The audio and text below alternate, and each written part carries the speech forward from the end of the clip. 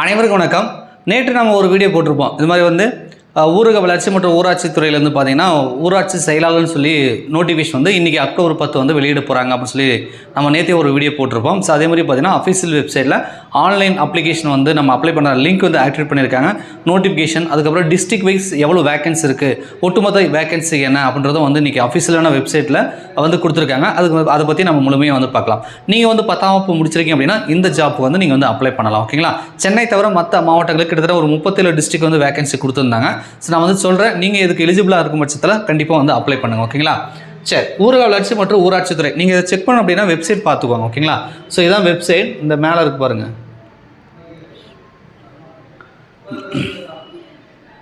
இந்த tnrd.tn.gov.in இருக்கு இல்லையா? ஸோ இந்த இடத்துல பார்த்தீங்கன்னா உங்களுக்கு தெரியும். ஸோ இதான் வந்து அஃபீஷியல் வெப்சைட். நீங்கள் கூகுளில் போட்டு இந்த வெப்சைட் ஓப்பன் பண்ணிங்கன்னா இது வந்துடும். ஓகேங்களா? ஸோ அந்த வெப்சைட் வந்து ஓப்பன் பண்ணிக்கோங்க. அதில் ஓப்பன் பண்ணிங்க அப்படின்னா ஃப்ரண்ட் பேஜ்லேயே பார்த்தீங்க அப்படின்னா இந்த மாதிரி வந்திருக்கு. காலி பணியிடங்களுக்கான அறிவிப்புன்னு கொடுத்துருக்காங்க. அதுக்கப்புறம் மாவட்ட அளவிலான கிராம ஊராட்சி செயலாளர்கள் காலி பணியிடங்கள் விண்ணப்பங்கள் அப்படின்னு வரவேற்கப்படுகின்றன அப்படின்ற மாதிரி கொடுத்துருக்காங்க. ரைட்டா? ஸோ டிஸ்ட்ரிக்ட் வைஸ் வேகன்சி கொடுத்துருக்காங்க, அறிவிப்பும் வந்து கொடுத்துருக்காங்க. ஃபஸ்ட்டு நம்ம வந்து ஒவ்வொன்றா கிளிக் பண்ணி பார்க்கலாம். ஃபஸ்ட்டு காலி பணியிடங்களுக்கான அறிவிப்பு அப்படின்னு கொடுத்துருக்காங்க. இல்லை, நான் ஏற்கனவே வந்து டவுன்லோட் பண்ணி செக் பண்ணி பார்த்துட்டேன் என்ன தான் கொடுத்துருக்காங்கன்னு சொல்லி. ஸோ எனக்கு ஆல்ரெடி டவுன்லோட்னு வருது. இருந்தாலும் ஒரு முறை பார்த்துக்கலாம். ஓகேங்களா? சரி, இதுக்கான சேலரி நம்ம நேற்றே சொல்லியிருப்போம். இருந்தாலும் ஒரு முறை பார்த்துக்கோங்க. லெவல் 2ல் உங்களுக்கு வந்து 15,900 முதல் 50,400 வரைக்கும் கிடைக்கின்றாங்க. ஏஜ் லிமிட் 1/7/2025 படி பார்த்தீங்கன்னா உங்களுக்கு குறைந்தபட்சம் 18, அதிகபட்சம் 32 ஓசிக்கும், பிசி எம்பிசி டிஎன்சிக்கு வந்து 34 அதிகபட்சம், குறைந்தபட்சம் 18. எல்லாருக்குமே 18 தான் குறைந்தபட்சம். எஸ்சி எஸ்சிஏ எஸ்டிக்கு பார்த்தீங்கன்னா 18 to 37 போட்டிருக்காங்க. மாற்றுத்திறனாளிகளுக்கு வந்து 10 வருஷம் ரிலாக்ஸேஷன் கொடுத்துருக்காங்க. ஸோ முன்னாள் ராணுவ வீரர்களுக்கு வந்து 50 வரைக்கும், அதே முன்னாள் ராணுவ வீரரில் பிற்படுத்தப்பட்ட வகுப்பினர் எம்பிசி பிசியில் இருப்பீங்களே எஸ்சி உங்களுக்கு வந்து 55 இயர்ஸ் வந்து கொடுத்துருக்காங்க. மொத்த காலி பணிகள் டோட்டல் வேகன்சி எவ்வளோ சார் வந்திருக்கு? ஆக்சுவலாக வந்து பார்த்தீங்கன்னா நம்ம நேற்று வந்து ஒரு 1000 1100 வரும்னு போட்டிருப்போம். ஸோ அதுக்கப்புறம் இன்றைக்கி பத்திரிகை செய்திகளோட பார்த்தீங்கன்னா 1450ன்னு போட்டிருக்காங்க. பட் அஃபீஷியல் வெப்சைட்டில் பார்த்தீங்க அப்படின்னா 1483 வேகன்சி வந்திருக்கு. ரைட்டா? நோட்டிஃபிகேஷன் அவங்களே வந்து கொடுத்துருக்காங்க. 1483 வேகன்சிக்கு வந்து நமக்கு வந்து நோட்டிஃபிகேஷன் வந்து கொடுத்துருக்காங்க. ஒரு பல்கான வேகன்சின்னு சொல்லலாம். ரொம்ப நாளைக்கு அப்புறம் வந்து இந்த மாதிரி ஊராட்சி செயலர் பதவி வந்து நிரப்புறாங்க. ஒரு நல்ல வாய்ப்பு. ஸோ கண்டிப்பாக வந்து நீங்கள் வந்து அப்ளை பண்ணுங்கள். ஓகேங்களா? சரி, வேகன்சி பார்த்தாச்சு. ஸோ அதுக்கப்புறம் இன சுழற்சி விவரங்கள் வந்து மாவட்டங்களில் உள்ளவாறுன்னு போட்டிருக்காங்க. கல்வி தகுதி நம்ம ஏற்கனவே தெரிஞ்சது தான். 10ஆம் வகுப்பு குறைந்தபட்சம் பாஸ் பண்ணியிருக்கணும். ஸோ 8ஆம் வகுப்புக்கு வரை தமிழ் வந்து படிச்சிருக்கணும் அப்படின்னு சொல்கிறாங்க. அப்ளிகேஷன் ஃபீஸ் வந்து பொதுவாக வந்து ஓசி பிசி எம்பிசி டிஎன்சிக்கெலாம் வந்து 100 ரூபாயும், ஆதி திராவிட எஸ்சி எஸ்சிஏ எஸ்டிக்கு வந்து மாற்றுத்திறனாளிகளுக்கு வந்து 50 ரூபாயும் கொடுத்துருக்காங்க. நிபந்தனைகள்லாம் கொடுத்துருக்காங்க. இது ஏற்கனவே நம்ம பார்த்தது தான். ரைட்டா? ஸோ நேற்று வந்ததே வந்து அறிவிப்பாக கொடுத்துருக்காங்க. சரி, ஸோ அடுத்து என்ன சொல்லியிருக்காங்கன்னு பார்க்கலாம்.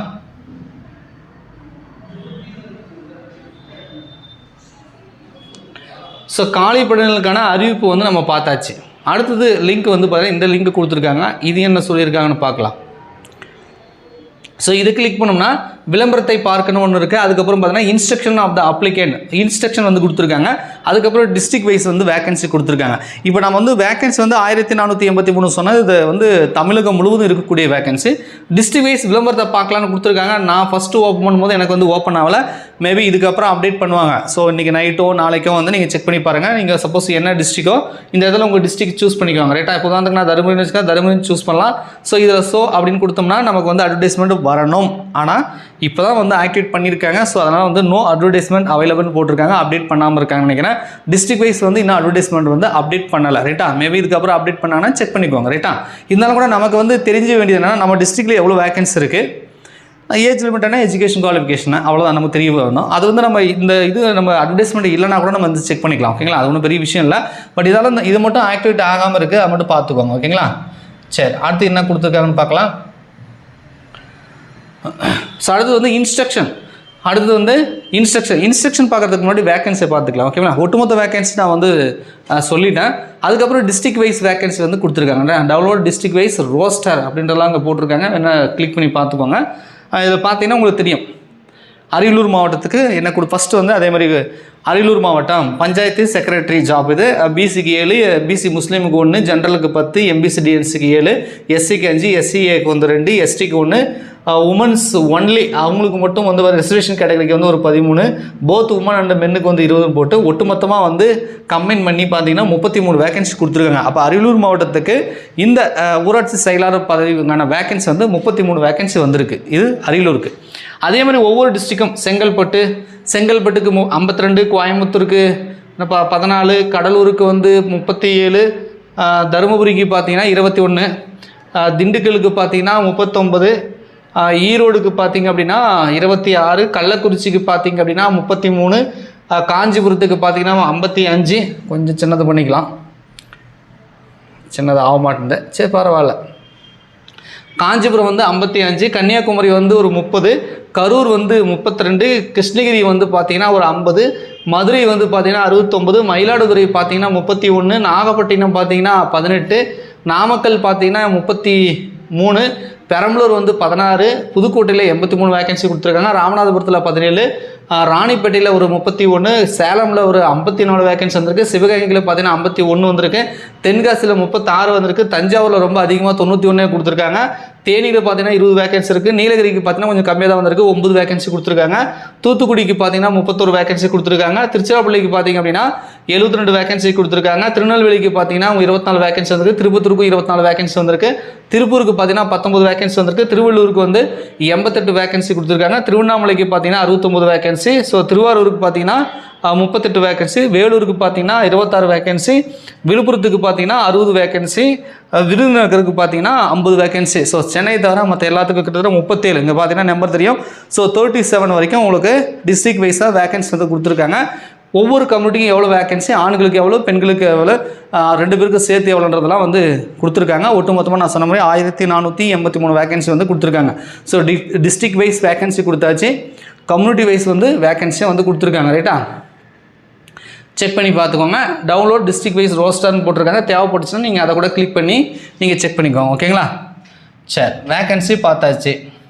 அடுத்தது இன்ஸ்ட்ரக்ஷன் ஆஃப் த அப்ளிகேஷன், விண்ணப்பதாரர்களுக்கான அறிவுரைகள். என்ன தான் அப்ளை பண்ணுறதுக்கு முன்னாடி இன்ஸ்ட்ரக்ஷன்லாம் கண்டிப்பாக படித்து தான் வந்து நாம் வந்து செக் பண்ணணும். ஓகேங்களா, அப்ளை பண்ணணும்.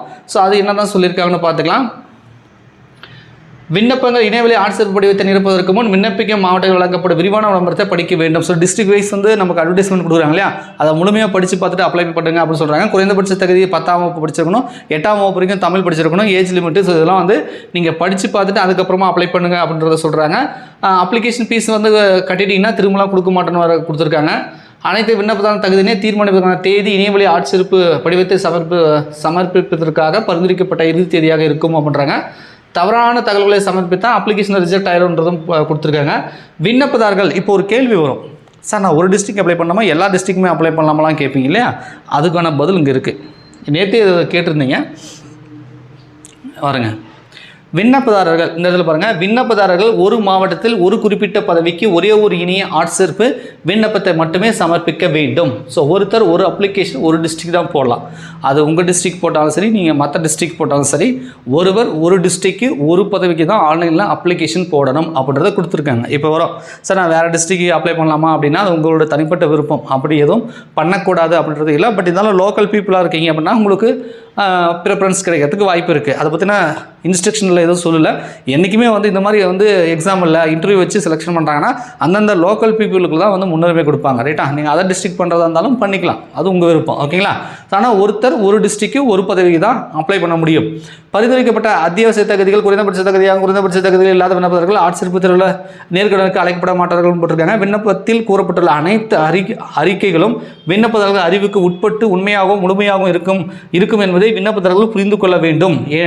ஏதேனும் தவறான தகவல்கள் வழங்கப்பட்டால் அவர்கள் மீது நடவடிக்கை எடுக்கப்படலாம் என்பதையும் விண்ணப்பதாரர்கள் புரிந்து கொள்ள வேண்டும். ஸோ வந்து ராங் இன்ஃபர்மேஷன் கொடுக்காம சரியான இன்ஃபர்மேஷன் மட்டும் கொடுக்கணுன்றாங்க. மேலே உள்ள வழிமுறைகளை நான் கவனமாக படித்து புரிந்து கொண்டேன் என்றும் மேலே குறிப்பிட்டுள்ள அனைத்து விதிமுறைகள் மற்றும் நிபந்தனைகளை ஏற்றுக்கொள்கிறேன் என்றும் இதன் மூலம் வந்து அறிவேன் விரிவான விளம்பரத்தை குறிப்பிட்டுள்ள தகுதி நிபந்தனை கல்வி அனுபவம் போன்றவை நான் பூர்த்தி செய்கிறேன் என்றும் அறிவேன் அப்படின்னு சொல்லி இன்ஸ்ட்ரக்ஷனில் வந்து கொடுத்துருக்காங்க.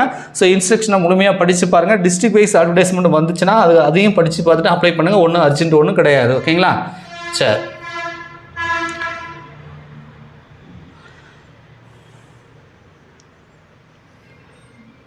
ஸோ அடுத்தது என்ன கொடுத்துருக்காங்கன்னு பார்க்கலாம்.